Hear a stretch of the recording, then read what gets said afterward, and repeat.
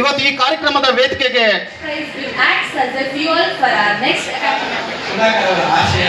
ಮಂಚೇನಹಳ್ಳಿ ಪಟ್ಟಣದ ಸರ್ಕಾರಿ ಪ್ರೌಢಶಾಲೆ ಆವರಣದಲ್ಲಿ ಡಾಕ್ಟರ್ ಕೆ ಸುಧಾಕರ್ ಫೌಂಡೇಶನ್ ವತಿಯಿಂದ ಜ್ಞಾನ ಸುಧಾ ಸ್ಕಾಲರ್ಶಿಪ್ ವಿತರಣಾ ಕಾರ್ಯಕ್ರಮವನ್ನು ಹಮ್ಮಿಕೊಳ್ಳಲಾಗಿತ್ತು.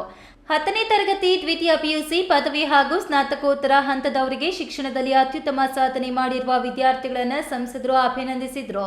ಈ ವೇಳೆ ಸಂಸದ ಡಾಕ್ಟರ್ ಕೆ ಸುಧಾಕರ್ ಮಾತನಾಡಿ, ವಿದ್ಯಾರ್ಥಿಗಳ ಉನ್ನತ ಶಿಕ್ಷಣಕ್ಕೆ ಪ್ರೋತ್ಸಾಹ ನೀಡುವ ಹಾಗೂ ಸಮಾಜದ ಬೆಂಬಲ ಸೂಚಿಸುವ ಉದ್ದೇಶದಿಂದ ಈ ಸ್ಕಾಲರ್ಶಿಪ್ ವಿತರಣಾ ಕಾರ್ಯಕ್ರಮವನ್ನು ಹಮ್ಮಿಕೊಳ್ಳಲಾಗಿದೆ ಎಂದು ತಿಳಿಸಿದ ಅವರು, ಇಂದಿನಿಂದ ಮುಂದಿನ 10 ವರ್ಷಗಳಲ್ಲಿ ವಿದ್ಯಾರ್ಥಿಗಳು ಜೀವನದಲ್ಲಿ ಉನ್ನತ ಮಟ್ಟಕ್ಕೇರಬೇಕು ಮತ್ತು ತಾಲೂಕು ಹಾಗೂ ಜಿಲ್ಲೆಯ ಕೀರ್ತಿಯನ್ನು ಹೆಚ್ಚಿಸಬೇಕು.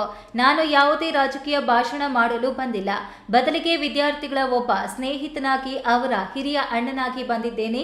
ಯಾವುದೇ ಕ್ಷೇತ್ರದಲ್ಲಾದರೂ ಯಶಸ್ಸು ಸಾಧಿಸಲು ದೃಢವಾದ ಸಂಕಲ್ಪ ಮತ್ತು ಪರಿಶ್ರಮ ಮುಖ್ಯ. ವಿದ್ಯಾರ್ಥಿಗಳು ತಮ್ಮ ಶ್ರಮದಿಂದ ಮಾತ್ರ ಉಜ್ವಲ ಭವಿಷ್ಯ ರೂಪಿಸಿಕೊಳ್ಳಲು ಸಾಧ್ಯ ಎಂದು ತಿಳಿಸಿದರು. ಶಿಕ್ಷಣ ಇವತ್ತು ಎಲ್ಲ ರೀತಿ ಎಕ್ಸಾಮ್ಸ್ ನಡೀತಾ ಇದೆ. ಈಗ ನೀಟ್ ಎಕ್ಸಾಮ್ ರಿಸಲ್ಟ್ಸ್ ಬಂದಿದೆ. ಶಿಕ್ಷಣ ಸಚಿವರು ಯಾರು ಕೂಡ ಇನ್ನೂ ಕೂಡ ಇಲ್ಲ.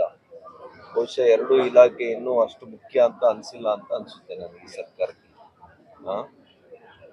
ಬರ ಅಧ್ಯಯನ ಕೃಷಿ ಸಚಿವರು ಇಲ್ದಿರ ಹೇಗ್ ಮಾಡ್ತಾರೆ? ಅನೇಕ ಗ್ರಾಮೀಣ ಪ್ರದೇಶದ ಮಕ್ಕಳು ಪಾಪ ಬಹಳ ದೂರಕ್ಕೆ ಹೋಗುವಂತ ಪರಿಸ್ಥಿತಿ ಇದೆ.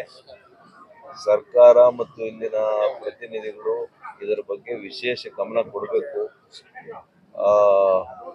ಇವತ್ತು ನಾನು ಕೂಡ ಸಂಬಂಧಪಟ್ಟಂತ ಆಯುಕ್ತರಿಗೆ ಮತ್ತು ಇದೇ ಸಂದರ್ಭದಲ್ಲಿ ಮಾಜಿ ಜಿಲ್ಲಾ ಪಂಚಾಯಿತಿ ಸದಸ್ಯರಾದ ಪಿಎಂ ಜಗನ್ನಾಥ್, ಮಾಜಿ ಗ್ರಾಮ ಪಂಚಾಯತ್ ಅಧ್ಯಕ್ಷ ಜೆವಿ ರಾಜಶೇಖರ್, ಮಾಜಿ ತಾಲೂಕು ಪಂಚಾಯಿತಿ ಸದಸ್ಯ ಬಾಲಕೃಷ್ಣ, ಸುದರ್ಶನ್, ಡಿಸಿಸಿ ಬ್ಯಾಂಕ್ ಸದಸ್ಯ ಹನುಮೇಗೌಡ, ಬಿಜೆಪಿ ಮುಖಂಡರಾದ ಯತೀಶ್ ರೆಡ್ಡಿ, ಶ್ರೀನಾಥ್ ಬಾಬು, ಮಧುಸೂದನ್ ರೆಡ್ಡಿ ಸೇರಿದಂತೆ ಮುಂತಾದವರು ಉಪಸ್ಥಿತರಿದ್ದರು.